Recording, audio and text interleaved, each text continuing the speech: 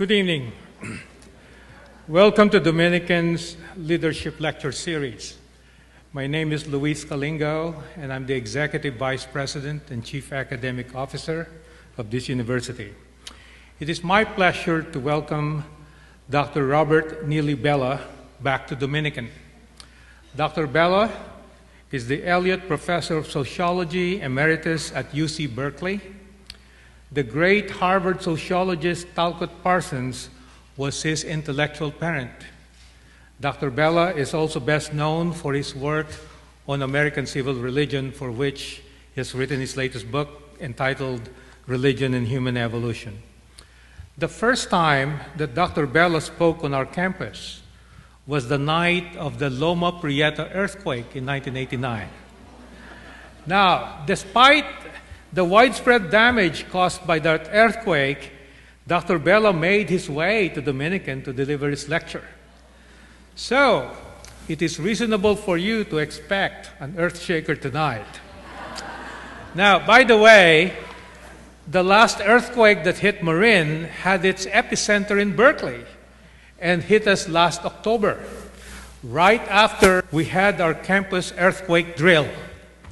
So given these facts, I think we will be okay tonight. Now, the Leadership Lecture Series is a program of the Institute for Leadership Studies, which is a center for leadership development. Now, on its 8th year, the Institute hosts public forums to engage students, the campus, and the community in socially relevant discussions inspired by effective leaders in a variety of disciplines. The series features leaders in the worlds of business, politics, literature, psychology, civil rights, and entertainment.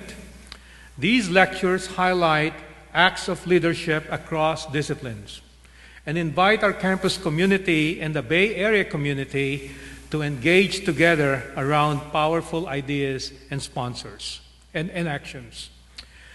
This academic year, the Leadership Lecture Series' lead sponsor is Private Ocean. Private Ocean is owned by University trustee Mr. Richard Stone. Private Ocean is the oldest, largest privately held wealth management firms in Marin. So please join me in thanking Private Ocean and Richard Stone for supporting the important lecture series.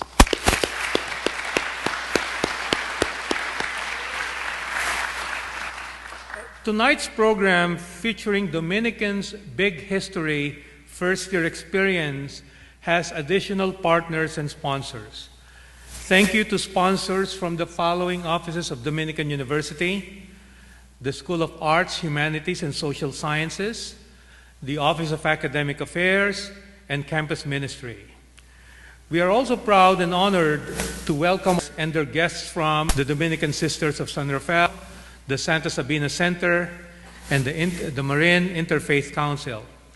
Also, in thanking Dominican students and staff for volunteering to serve as ushers and greeters this evening.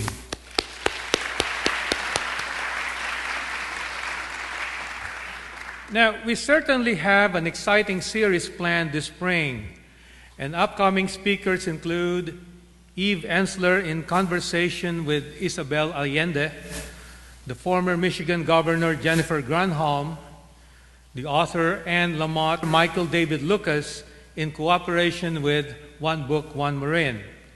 Information about all our upcoming lectures can be found in our lecture series pamphlet. Okay? And copies are available in the lobby, or please feel free to just ask one of our ushers for a copy. Now tonight, Dr. Bellah will be in conversation with Dominican's Dr. Harlan Stelmach, Professor of Humanities. Harlan's disciplinary expertise includes religion and ethics. Harlan studied under Dr. Bellah as a graduate student at the Graduate Theological and recently Harlan organized a graduate seminar at Dominican using the early drafts of Dr. Bellah's new book. Tonight's program is part of the Big History First Year Experience program at Dominican, and Dr. Mojgan Beaumont, Director of General Education and First Year Experience at Dominican, will provide us a context of the Big History program. So please join me in welcoming Dr. Mojgan Behman.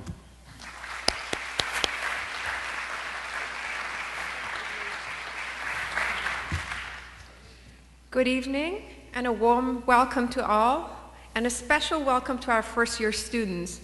I saw quite a few of you out there. I'm Mojgan Behman. I'm Associate Professor of English and Director of First-Year Experience, Big History. Tonight's event is part of our year-long curriculum in Big History, a unique program that takes the participants on an immense journey through time, almost 14 billion years of it, to witness the Big Bang and the first moments of our universe, to the birth and death of stars and planets and the formation of life on Earth. We observe the development of the web of life and the dawn of human consciousness, and follow the ever-unfolding story of humans as Earth's dominant species. In studying the history of our universe, we seek to understand ourselves and to engage with fundamental questions regarding our momentous role in shaping possible futures for our planet. Dr. Bellah's talk tonight, which focuses on the role of religion in solving our problems, is a wonderful fit for our program. To those who see Big History merely as a science and history course, the topic of this talk may come as a surprise. Let us keep in mind that Big History came to Dominican in the 1980s via Thomas Berry, a priest. And I hear that the Dominican sisters' admiration for him and his universe story, as he called Big History, went so far as to have the sisters name a feline resident of the Santa Sabina Center, a cat, T. Berry. Here at Dominican, we are in the process of learning and sharing with our students a new story, which we hope will come to define us as a community and as a people. On a daily basis, we discover that we need a profound story, a story that is not made up merely of facts and dates, that a story must have a soul. Dr. Bellah's work responds to that need.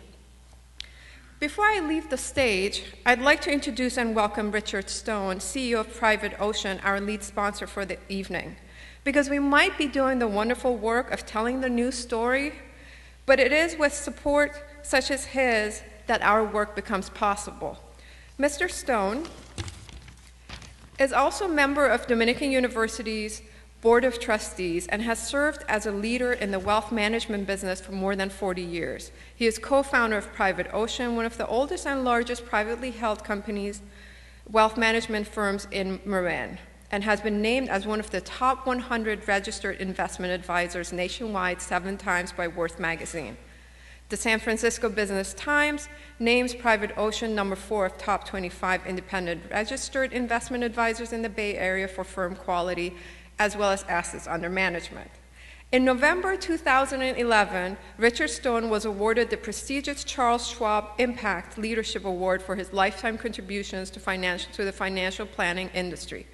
On behalf of the university and our program, I'd like to express our gratitude to Private Ocean for its generous support. And ladies and gentlemen, Richard Stone.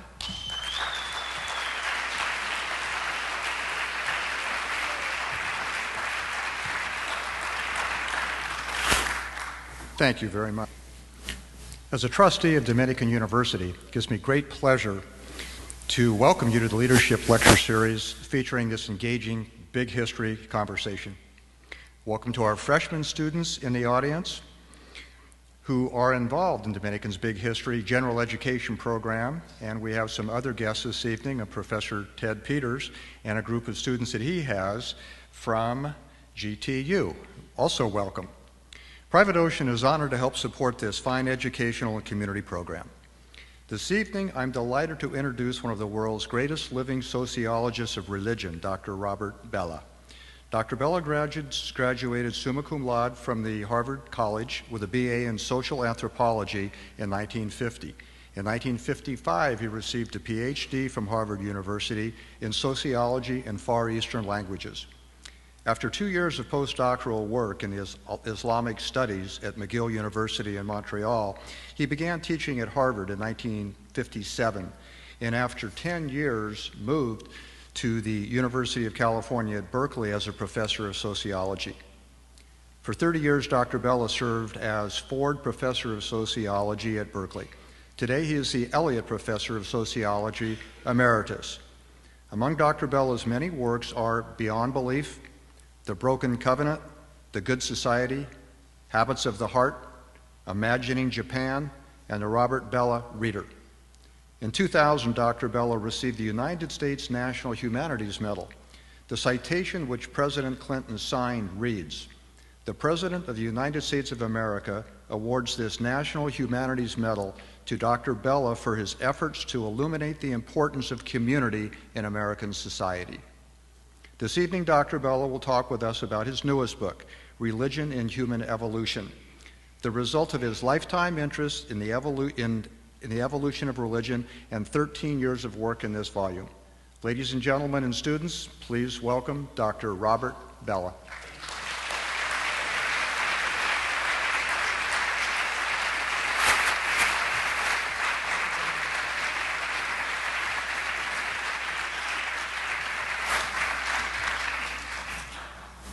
Well, thank you. It's a pleasure to be here, and I sincerely hope it will not precipitate another earthquake. I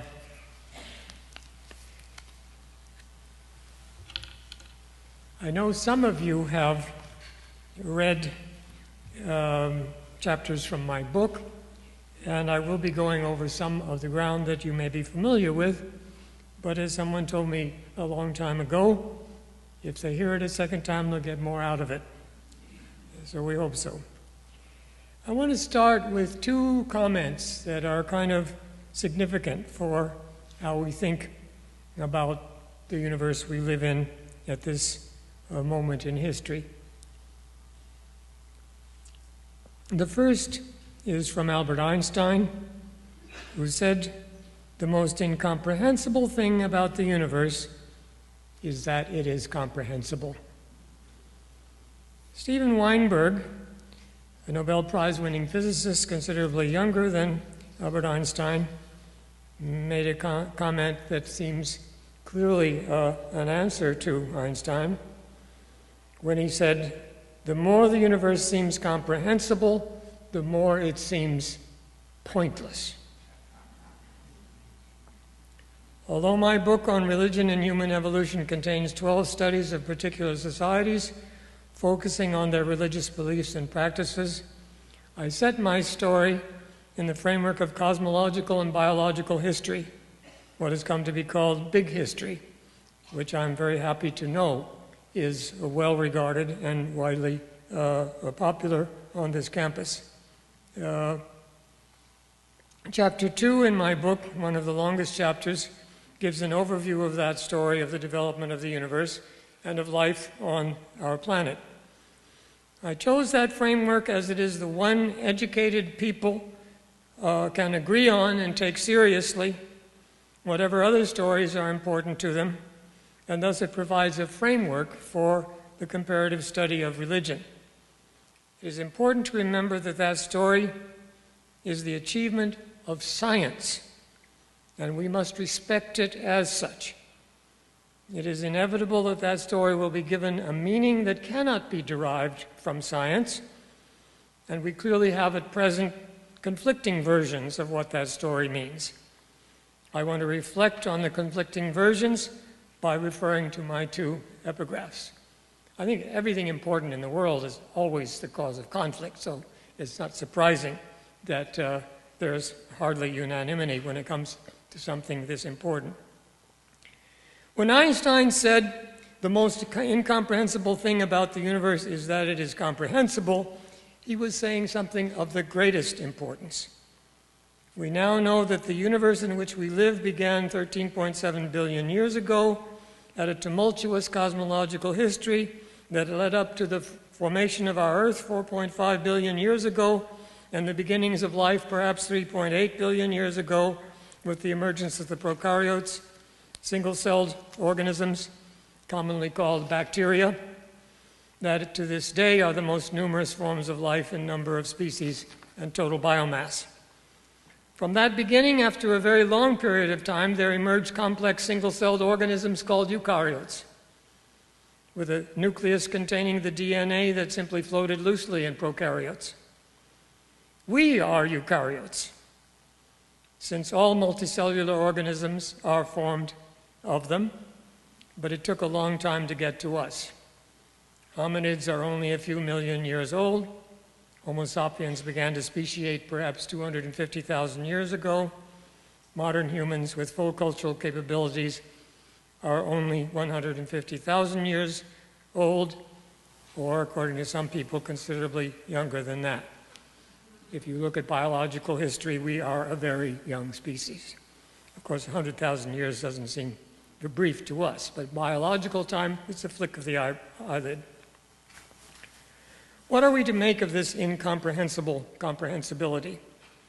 At least two things. The universe is unspeakably old, and the physical and biological processes leading to us extraordinarily complex. Beings who now begin to, and that's the first thing. The second thing is, beings who now begin to understand this whole amazing story, that is us, are here. I would say that the Big Bang and the presence of us are the two most important and equally remarkable things we can know from this story. Science gives us this story. What we make of it is no longer science, though for human beings making something of it is irresistible. I have spoken in Chapter 2 of my book of cosmic optimists and cosmic pessimists. Both tell the same story, but give it very different interpretations. I think we can learn from both of them, but we must resist simple affirmations of either. Above all, neither story can replace the many other stories that have arisen in the course of human evolution and that still have much to teach us. At one point in that same chapter, I call my book A Story of Stories, and I take all of them from the tribal peoples to the most recent speculations about the universe with the greatest seriousness. Let me speak briefly of the cosmic optimist story. In my book, I used Eric Chasen's Cosmic Evolution as an example. But here let me turn to Thomas Berry, who called his story the New Story. Here is a summarizing paragraph from Berry's New Story. If the dynamics of the universe from the beginning shaped the course of the heavens, lighted the sun, and formed the earth, if this same dynamism brought forth the continents and seas and atmosphere, if it awakened life in the primordial cell and then brought into being the unnumbered variety of living beings, and finally brought us into being and guided us safely through the turbulent centuries, there is reason to believe that this same guiding process is precisely what has awakened in us our present understanding of ourselves and our relation to this stupendous process. Sensitized to such guidance from the very structure and functioning of the universe, we can have confidence in the future that awaits the human venture. So much from Thomas Berry. Very moving words. In this version, however, we are not entirely in the realm of science, though it draws from science. The dynamics of the universe are doing quite a bit more than any scientist could affirm, in Berry's words. Loosely speaking, such dynamics might be said to have shaped, lighted, and brought forth, but I think no scientist, as a scientist, could possibly affirm that they guided us safely through the turbulent centuries. Remembering, among other things, that at the end of the last ice age, the human species was reduced to as few as 10,000 individuals, whose continuation was precarious indeed. Today we would have called them an endangered species. Us, the great us, were almost eliminated not so long ago. It is quite possible that we could have gone extinct then, and we would not be here today to discuss it. Cosmological and biological evolution is marked by too many major catastrophes for us to be so confident that the dynamics of the universe are going to take care of us. That's the part of Berry's statement that I find I can't go along with. I think when he speaks of dynamics of the universe, he is really speaking of the Christian idea of providence. But indeed, even the Christian idea of providence, which perhaps lies behind such an assertion, is itself too profoundly mysterious, affirming as it does that God's ways are not our ways, to allow us to be so confident as Barry seems to be. If we cannot say that the development of evolution that ends with us was necessary or inevitable, we cannot say either that it was just due to chance, though we can't rule that out. All we can truly say, if we are in the realm of science, is that evolution had the possibility of leading to us. After all, we are here. We must have been possible. But many scientists of great stature believe that we are here by chance and agree with Steven Weinberg when he said, in his obvious revision of Einstein's remark, the following about the comprehensibility of the universe.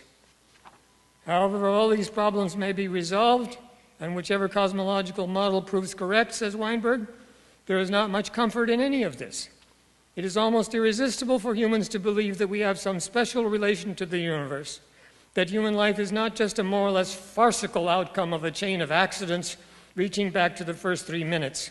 Weinberg wrote a famous book about the first 3 minutes of the universe. But that, Weinberg goes on, we were somehow built in from the beginning. It is hard to realize that this Earth is just a tiny part of an overwhelmingly hostile universe. It is even harder to realize that the present universe has evolved from an unspeakably unfamiliar early condition and faces a future extinction of endless cold or intolerable heat. The more the universe seems comprehensible, the more it seems pointless. I may say that Weinberg has overstepped the bounds of science just as much as Barry did, in a different direction. Science doesn't say anything about the universe being hostile. It's a highly anthropomorphic idea. Our good friend Richard Dawkins seconds Weinberg quite eloquently when he writes, "The universe we observe has precisely the properties we would expect if there is at bottom no design, no purpose, no evil, and no good, nothing but blind, pitiless indifference." Hello. I think people can be indifferent. I don't think the universe can be indifferent. Nonetheless, Dawkins, as you know, has quite a reputation. One of the great founders of molecular biology, Jacques Monod, rounds out the picture with a vivid image. Monod writes, "It is perfectly true that science attacks values, not directly, since science is no judge of them and must ignore them, but it subverts every one of the mythical or philosophical ontogenies upon which the animist tradition, from the Australian Aborigines to the dialectical materialists, has based morality, values, duties, rights, prohibitions. If he accepts this message in its full significance, man must at last wake out of his millenary dream and discover his total solitude, his fundamental isolation. He must realize that, like a gypsy, he lives on the boundary of an alien world, a world that is deaf to his music and as indifferent to his hopes as it is to his sufferings or his crimes." Now, you can figure out whether that statement is purely scientific or not. What I've tried to do in my second chapter is avoid either the cosmic optimist story, in which we are safely guided to our present existence, or the cosmic pessimist story, in which the whole thing is utterly meaningless. It seems to me that the former story, so far as it claims to be a scientific story, makes too much of the fact that we humans exist, whereas the cosmic pessimist story doesn't take that fact seriously enough. I argue in my book that the fact that we are here is as important as the fact that the universe exists, and that even staying within the world of science, it is undeniable that we are part of the universe, and a very special part at that. Every subatomic particle in our bodies was created in the Big Bang. Every cell in our body is descended from those first forms of life, the bacteria, and our genes overlap those of the bacteria significantly to this day. That would seem to allow us, with all humility, to claim that we are at home in the universe because we are totally part of it. I cited Oliver Sacks and Marcus Aurelius for holding this modest view. which does not go beyond the bounds of science in either a triumphalist or a nihilist direction. And we can say one thing more. We are the only part of the universe, as far as we know. There could be some others that we aren't aware of, who know we are part of the universe. A universe 13.7 billion years old, and the story of how we got from the Big Bang to us, though we have only known this story very recently, since the Big Bang and its approximate date was only discovered in 1927 and took some decades to be widely accepted. Still, however probable or accidental, the fact that we do know this is, to my mind, as important as the Big Bang itself. Of course, I would like to combat scientific nihilism and spend my time affirming, if not the scientific necessity, at least the scientific wonder of who we are.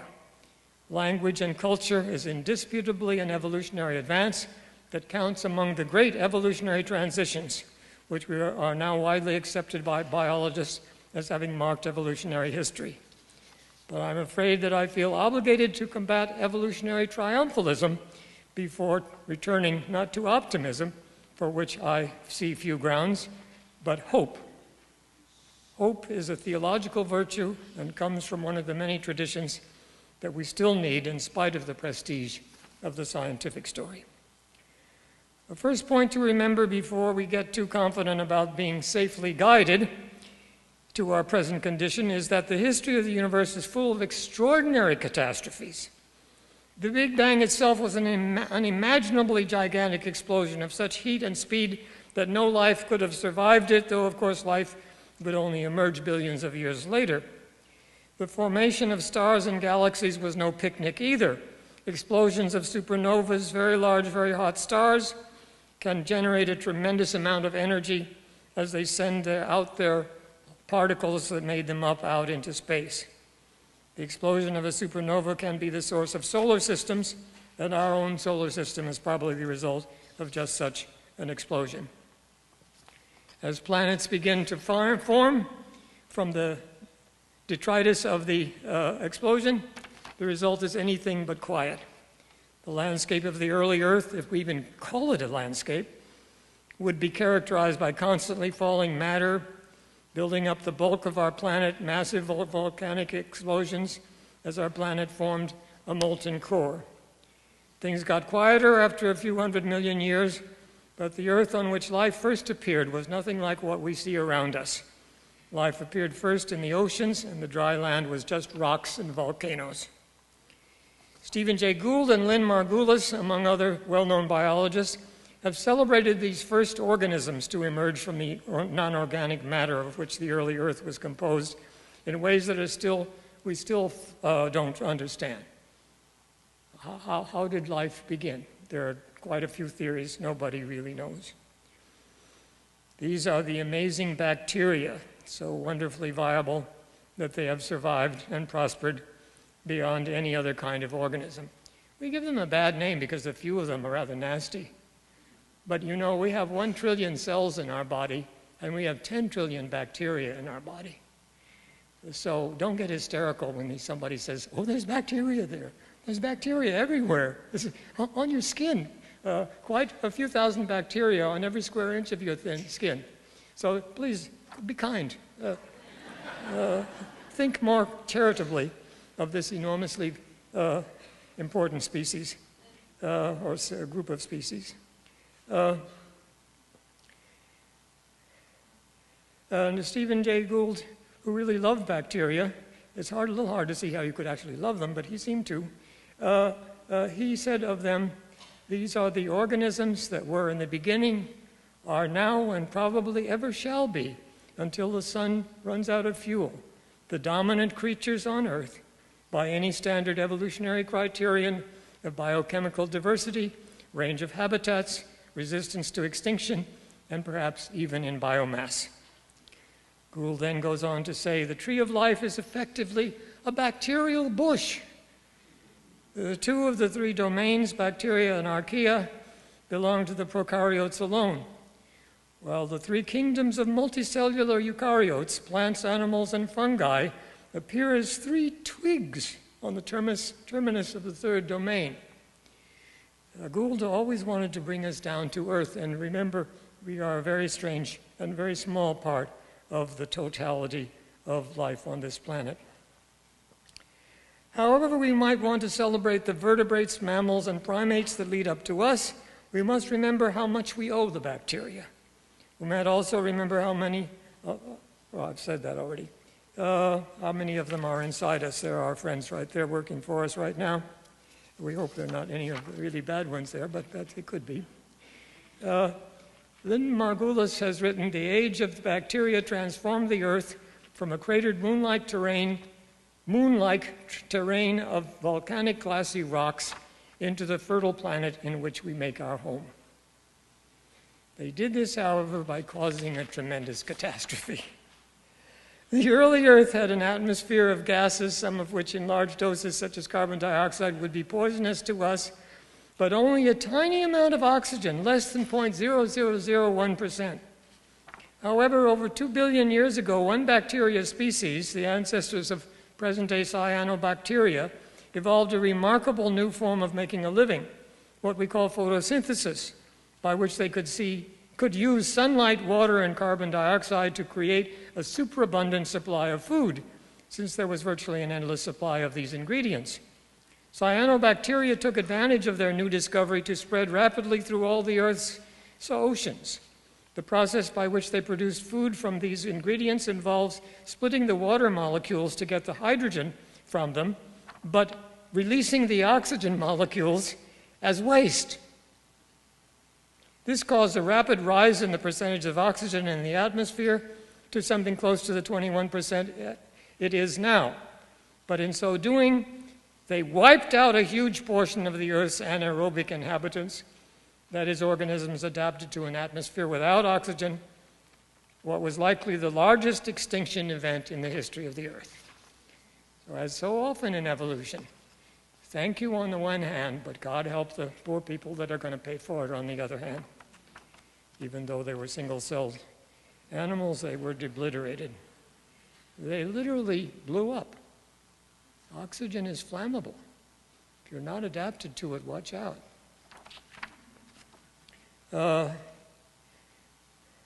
Eventually, no later than 1 billion years ago, some oxygen-producing cyanobacteria formed a symbiosis with single-celled eubacteria called protists, producing the ancestors of plants and algae. So we have the oxygen-producing cyanobacteria to thank for all the products of photosynthesis on which we and all metazoa, that is, all animals, depend for food. Lynn Margulis, the great scholar of these small creatures, goes so far as to say that we are, and our animal friends, parasites on the cyanobacteria. We cannot make our food out of sunlight and water and carbon. We need the cyanobacteria to do that for us. That technically makes us parasites. We're living on another creature without whom we would die. In short, if all the bacteria in the world should die tonight, human beings would live only a few days.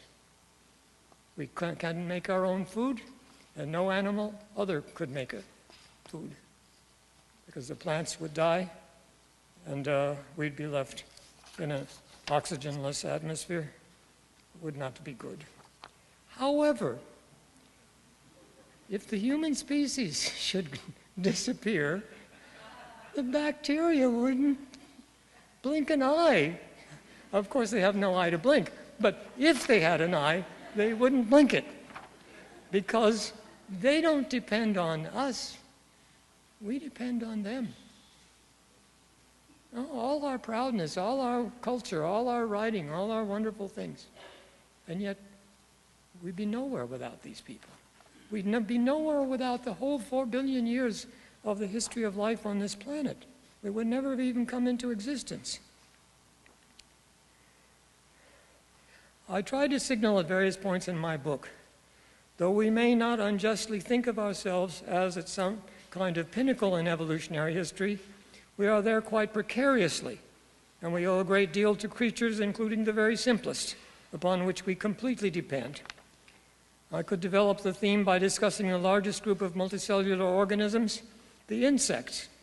Again, we don't like insects. We need insects. They pollinate, they make the earth fertile. Where would we be without the insects? It's almost like where we would be without the cyanobacteria. So please, again, think again when you swat that fly.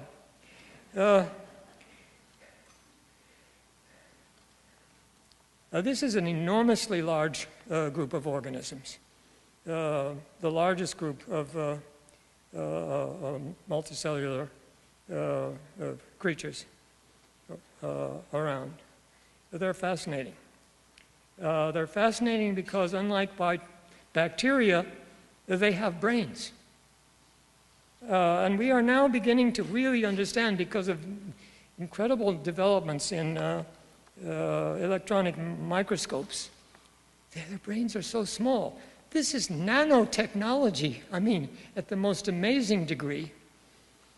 We think of insects as totally programmed, genetically, by instinct, and so on. No way.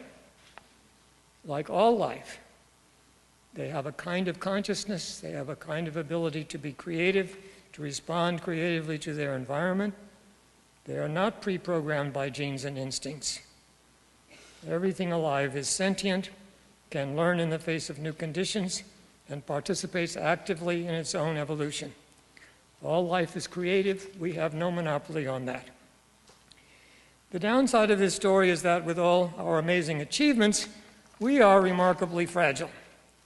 We are, as I show in the book, megafauna, that is, very large organisms. Relative to most organisms, really large, with a very high energy need, and it is especially our brains that take so many calories, so why we have to eat so much. The brains don't weigh that much, but they sure need a lot of fuel. Like all higher mammals, we are vulnerable to the second law of thermodynamics because we are far more complex than simpler organisms. And the more complex, the harder to manage, and the easier to fall apart. But when you add culture, especially modern culture, our vulnerability becomes truly alarming. I have put in my book a great many warnings, subtle or not so subtle, to that effect. I've been challenged by some commentators in my book to say more about adaptation and maladaptation, the common currency of natural selection. So let me go beyond the numerous hints in my book to discuss explicitly some concerns about natural selection when it comes to humans. One of the measures of adaptation is increase in offspring. To put it simply, the more you reproduce, the more you succeed in what Darwin called the struggle for existence. Let us look for a moment about some interesting facts about human population. At about the beginning of the Common Era, there were, it is estimated, about 250 million humans on this earth. It was not until 1500 that that population doubled to 500 million. To double in 1500 years? Oh, that looks good now, doesn't it? However, from 1500 to 1800, population doubled again to reach 1 billion. Doubling in 300 years is a lot faster than doubling in 1500 years. But what is interesting is it had nothing to do with modernization or industrialization, which didn't exist in 1800. This increase was almost wholly due to what is called the Atlantic Exchange. That is, the many new plants that the European discoverers of what was to them a new world brought back to Eurasia. The most important of these were potatoes and corn, not only high in calories, but they will grow in soil where wheat and rice cannot grow, thus increasing output without decreasing the native staples. And so population grew worldwide.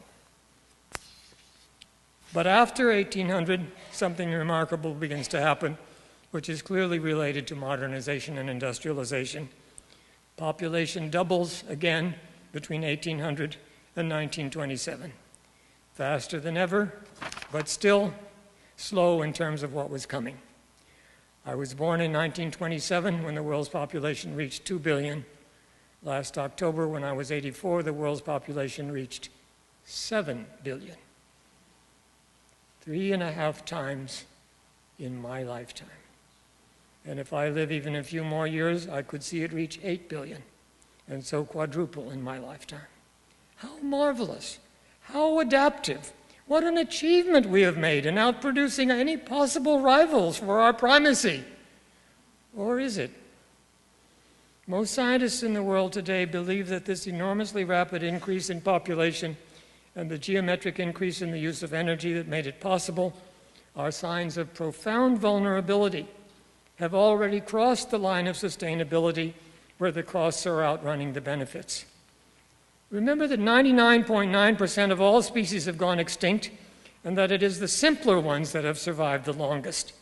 How can we affirm cosmic optimism when our species seems on the verge of creating not only its own extinction, but the extinction of a great many of the larger multicellular organisms as well?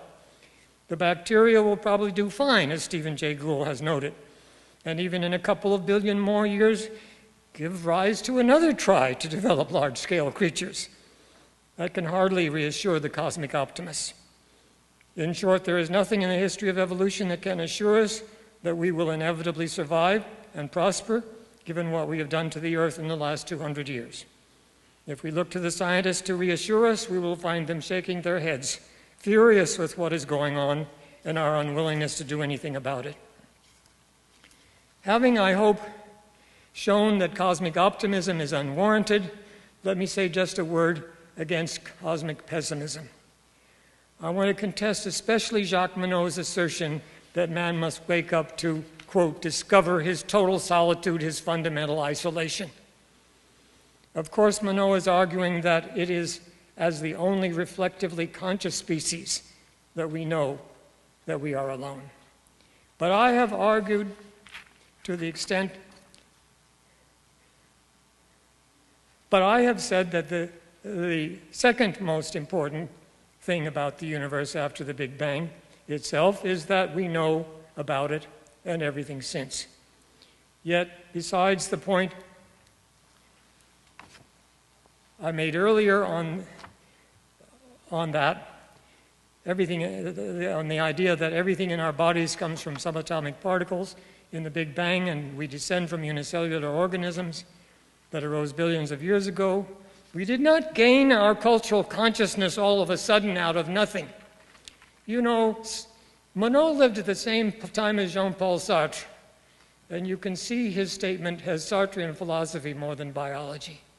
The notion that we are alone and isolated and we can't count on anything is pure Sartre.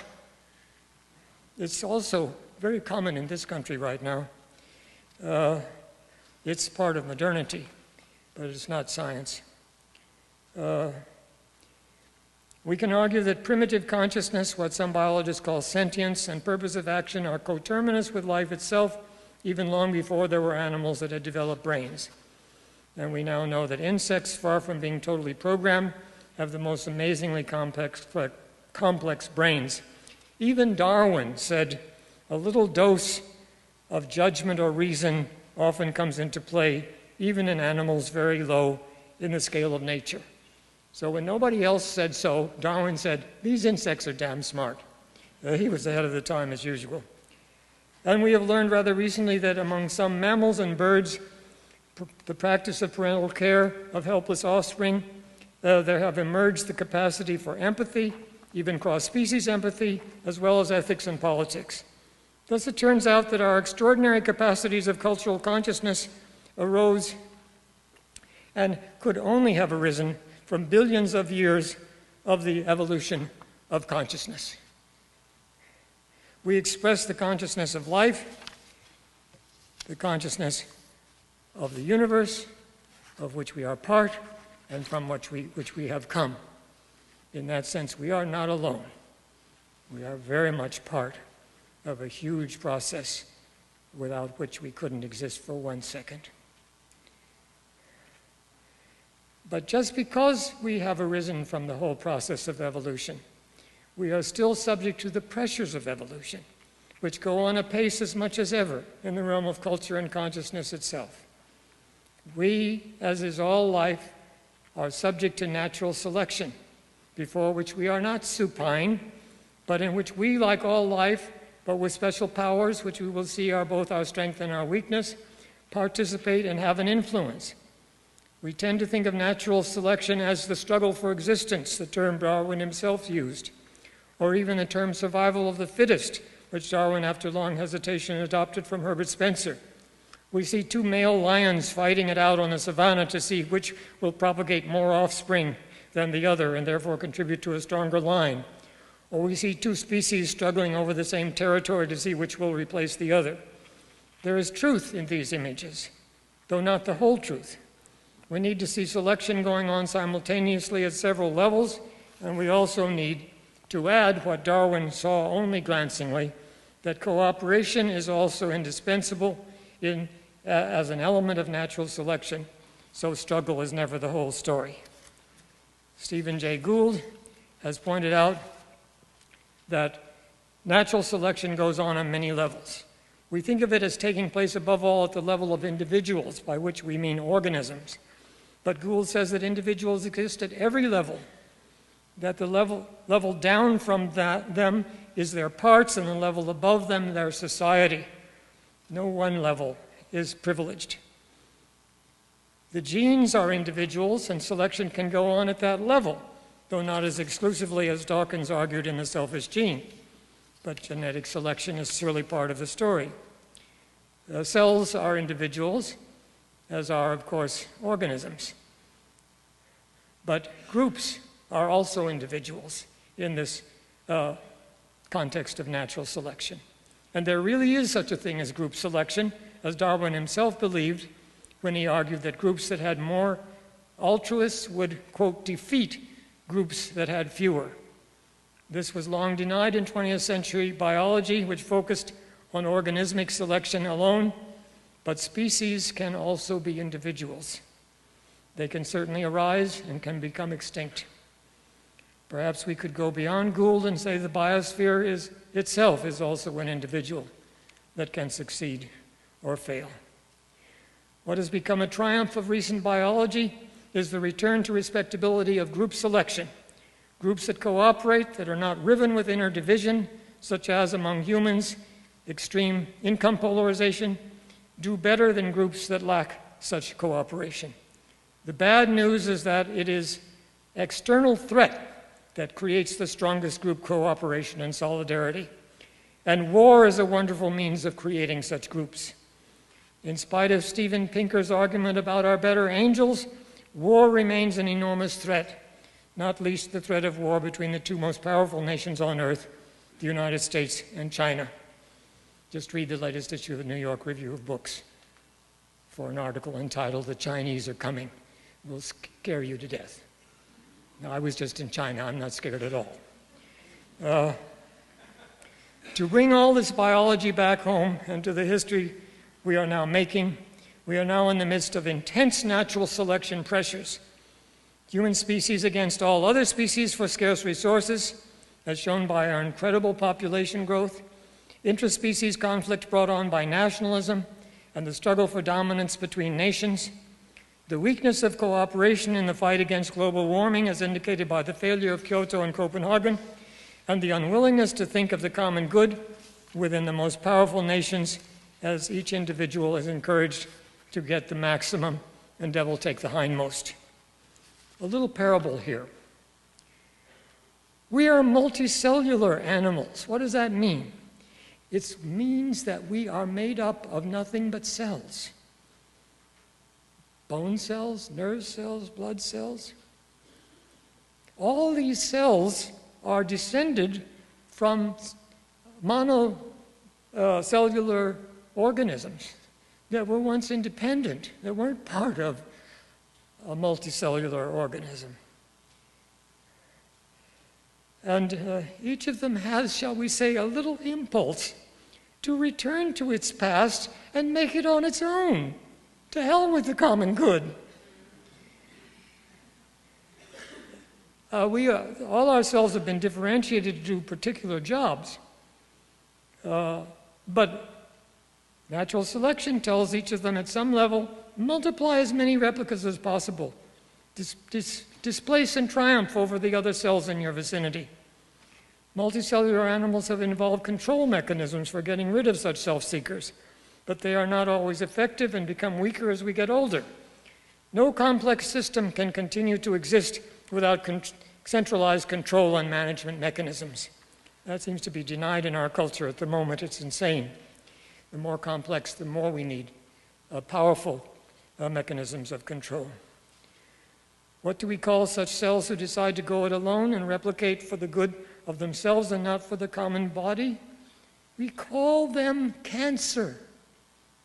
Look at the list of obituaries in the Chronicle. How many people are dying as we speak? And Lynn Margolis points out, cancer is not a disease. Cancer is a regression. In one sense, a perfectly, quote, normal, unquote, regression of cells that are part of a body but have decided they're going to make it on their own. It's also a suicidal tactic, because if the cancer is successful, it will kill the multicellular body that it is part of, and it will itself die. Cancer is suicidal, so is nationalism, so is radical individualism. What we need now is not just national solidarity, but species solidarity. And since we are so dependent on other species, not a selfish species solidarity, but one that goes on to embrace the solidarity of the entire biosphere. Should we fail in that? Should we bring down our own species and inevitably a lot of others with us, though not the bacteria, we would be committing social suicide, national suicide, species suicide, all of which are natural evolutionary processes. And there is no guiding mechanism to make sure we won't. If we could muster the intelligence and the solidarity to choose global cooperation instead of global suicide, that too would be because of natural evolutionary processes. We have the freedom and the creativity to do it. I have said nothing about religion all this time. I'm going to let Harlan bring that subject up. But let me just close briefly. Religion provides enormous resources for the move to global solidarity and peaceful coexistence within the biosphere. Better ideas than perhaps any other sphere. Yet religion can also lead to suicidal conflict within and between the great traditions. We can see both things going on at the moment. Evolution is to some extent in our own hands. What will we choose to do? Thank you.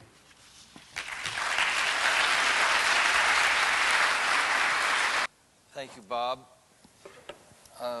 I've heard sermons on religion before, but now I've heard a sermon on biology. So thank you for treating us to that journey. What I'd like to do is perhaps step back and set some context, though, for tonight, and have the audience know a little bit more about you and how you relate to our enterprise here of Big History. So it appears from your writings, appears from all your lectures, appears from your work, you've spent a good bit of time on the topic of religion. So tell us a little bit about the interplay, perhaps, of your intellectual work on religion and your own personal involvement in the subject of religion. Where did that begin? This was a question that was asked earlier in the other room, and I said it would take a long time to give the answer. So I have to think of how to give the highlights. The name Bellah is a Scottish name. Sometimes it's considered to be an Arabic name because H at the end of a name can be Arabic. However, mine is simply Scottish, nothing as elegant as Arabic. Though I do get mailings from Islamic groups, which I think are reading my name wrong. Anyway, I'm getting to the point, really, and that is Scotland is the home of the Presbyterian Church. It has long been the established Church of Scotland. And my ancestors were Scottish Presbyterians and they were Calvinists. And I was raised in the Presbyterian Church. I went to Sunday school and so on. And I'm sure that had an impact, though at the time it didn't seem to be making much difference.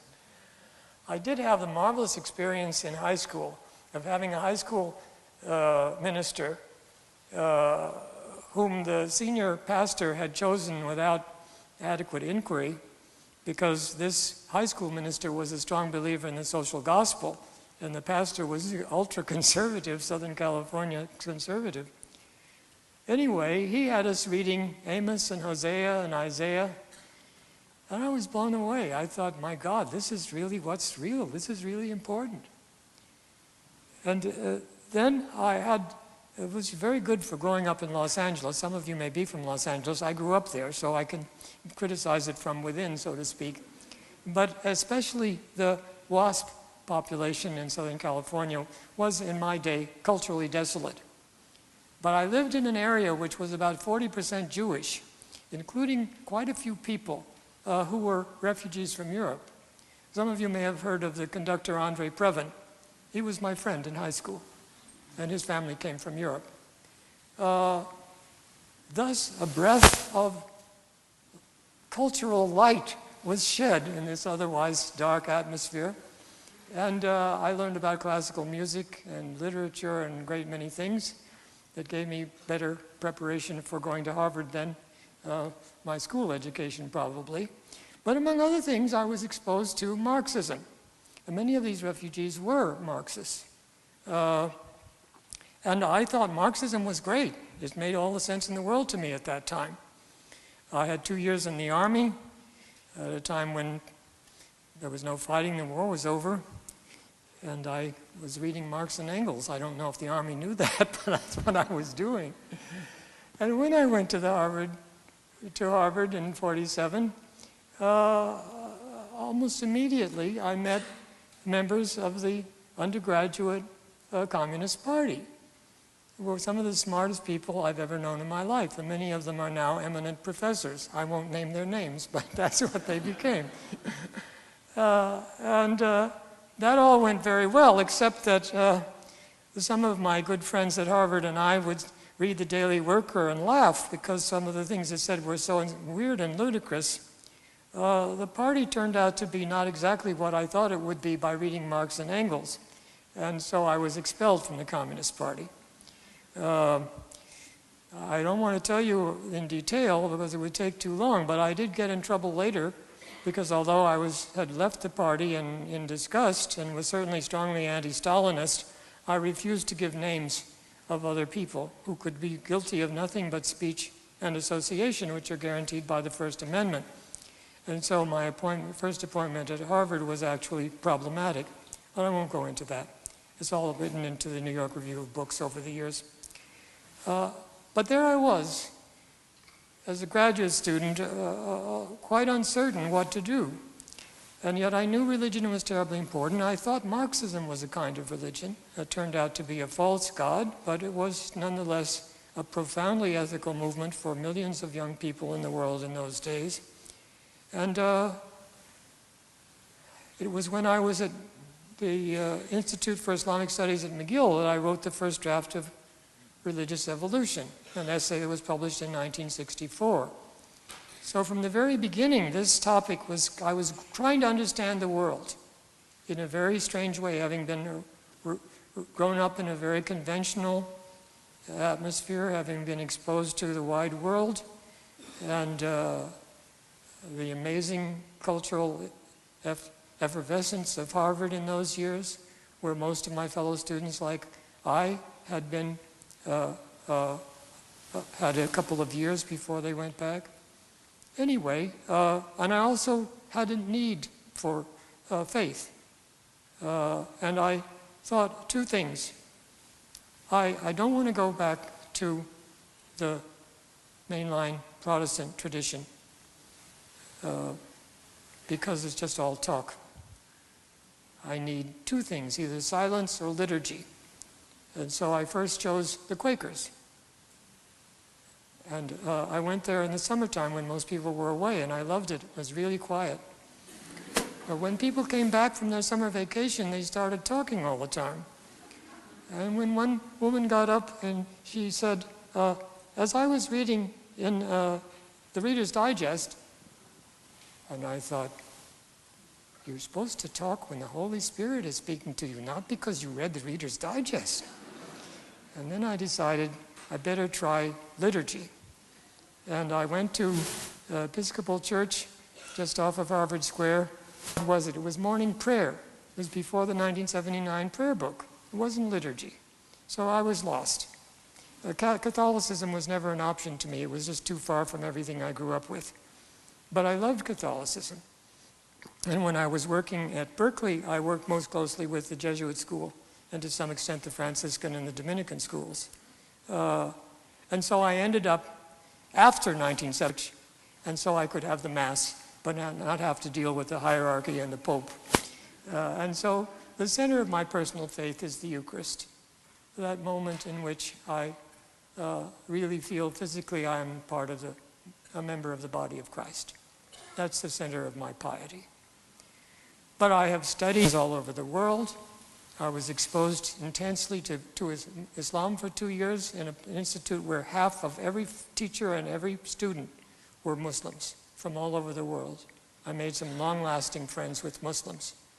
I studied Mahayana Buddhism because I was a Japan scholar, became deeply involved with Zen Buddhism, and actually served on the board of the San Francisco Zen Center at a period of crisis when they wanted me. Brother David Steindl-Rast, a Benedictine monk, also was on the board when I was. And they knew that we were both Christians, but they also knew that we had a deep feeling for Zen, and they wanted us on the board, and so we served. And I must say, part of me is very Confucian. And some people have told me that if Dick Madsen, who's a longtime China person, and I, a longtime Japan person, had not been among the co-authors of Habits of the Heart, it would not have had the sensitivity it did, because there is an element in Confucianism of such profound sensitivity to interpersonal relations for the very immediacy of social life. I think Mencius was very similar to Durkheim, actually. There's something in Confucianism that understands society in a very deep way. So I've been very open to other religions. I'm not a relativist. I have a place which I know is my place. And I can certainly say some things are bad, some elements of religion, and certainly some elements of Christian religion horrify me, astound me. And there are very bad things in almost every religion. So it's not a question of all roads to the same thing, blah, blah, blah. No. The insights and truths of various religions are quite different. The Zen sees things that most Christians don't see. Confucianism is sensitive things that Christians and Muslims don't see. So it isn't a question of all leading to the same truth, although there are deep interconnections at some level. Ethical universalism is true of all the great traditions. But it's precisely in their difference that they're valuable, because they open us up to alternatives. So Harlan, you deserve it. You asked for a question that had required a long answer. Thank you.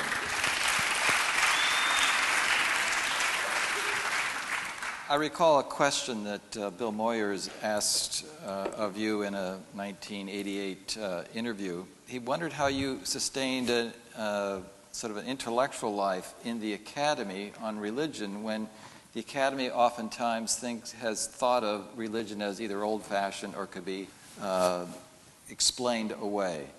And what has it been like to be so committed to the study of religion in the academy? To be a practicing Christian on the Berkeley faculty is to be in the belly of the beast. I once had a student come to me and say he wanted to help me understand Pat Robertson and Jerry Falwell.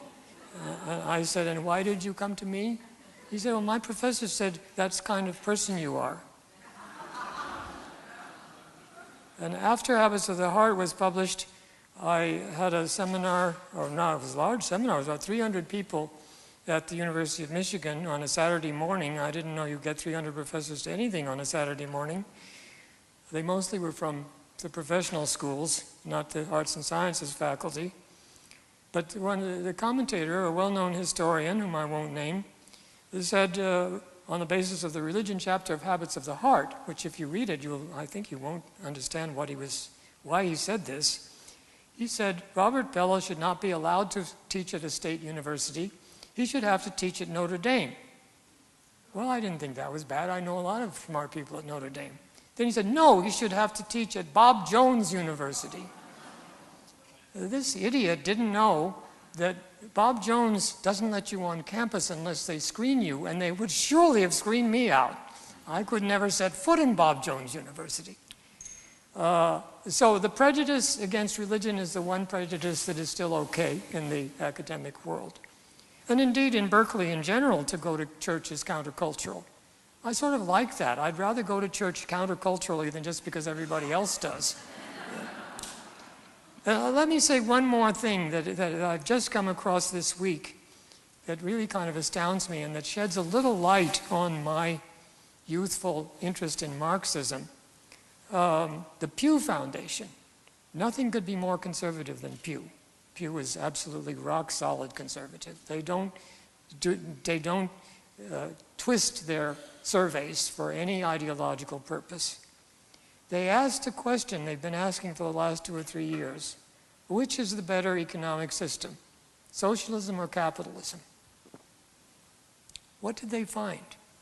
Well, predictably, they found of Americans, voting age Americans, about 2/3 said capitalism, 1/3 said socialism. That's already interesting, 1/3. But those between 18 and 30, 49% said socialism and 46% said capitalism. Why? Who is advocating socialism in America today? Why? Listen to those debates. Listen to those guys. They're always calling Obama a socialist, right? I think it's backfiring. Especially young people are saying, gee, if the things they don't like are socialism, I probably would like it. I don't know. But there's a danger in this situation of the way language is used in our political life. Anyway, just a footnote. Okay. Well, enough about you right now. So I'm going to talk a little bit about us. That wasn't about me. That's about American young people. Right. Good point. So, as you know, we're engaged in a big history project here, which has an impact on our whole curriculum to a large degree. Obviously you've framed your whole book in the framework of big history, heard that tonight. Can you say a little bit about what you think is significant about doing that in a university like this in terms of its impact and its approach to liberal education? Well, let me put this in a little context because of my 2 visits to China in November and December of last year. There was tremendous interest in my new book. Only a few people had copies, but some people had already read it. But when I offered to speak about global civil society or other things, no, we want to hear about the book. We want to hear about religious evolution. There is now a negotiation between Harvard University Press and Beijing University Press for a Chinese translation, which will be the second translation because there's already a contract for a Korean translation. Why? Why? I mean, there's some talk of a German and an Italian translation, but it's not nearly as far along. Because the Chinese, at least, feel my book takes them seriously. Equal treatment. It's not just Israel and Greece, not just the rise of the West. I'm saying China and India are as important as Greece and Israel. And that means so much to them. Because in many ways they are profoundly influenced by the international human rights regime and they want democracy. And they're not against Western culture in any absolute sense. But they know they have a great tradition and that most Westerners don't know that. But that I know that. So I think teaching big history with profound respect to all the great traditions, and taking them all seriously is helping people enter the world in which we live. This is no longer a world in which the West rules. The two great powers in the earth today are China and the United States. And I think ultimately we will make it or not make it only if China and the United States can work together for global equality and global ecological change. So I think big history is where we are at this stage of human history, and what we need to have the kind of understanding that can open our doors. Not this constant nonsense about how America is the greatest nation in history, blah, blah, blah. America is a very great nation. Who on earth can say what is the greatest nation in history? Is this a time for arrogance? For our narcissistic love of ourselves? No, it's a time to be open to the fact that there are many great cultures in the world, and that we need to understand why. So I think big history has an extremely practical consequence, but also it's so interesting. So the question I have in my mind, as I've read your book and students have read your book and heard you speak on occasion, there's something about this book and the journey from the mid-1960 article, Religious Evolution, to now. Can you say a little bit about that, and how has the book changed you in writing it, or has it changed you in some way? Let me say one more thing about China. I signed a lot of copies of the Chinese translation of Habits of the Heart. Really? The Chinese are interested in understanding us, and they think that book helps them. I don't think Americans are reading any parallel to Habits of the Heart about China. Thank you. I